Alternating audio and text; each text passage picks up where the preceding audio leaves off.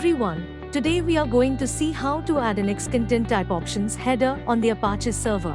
We are going to use proxy tool like burp suite to intercept the request. Let us go to the Ubuntu machine and check the IP address of the server.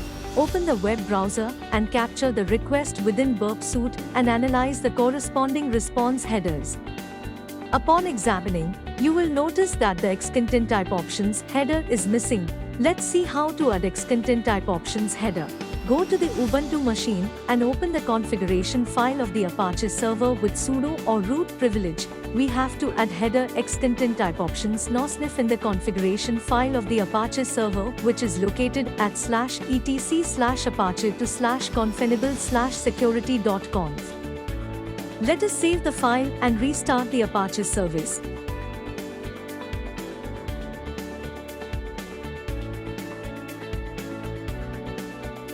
Now we will send the same request from the burp suite and observe the response. As you can see, the Xcontent type options header has been successfully added to response headers. Thanks for watching and stay tuned for more cyber security related videos.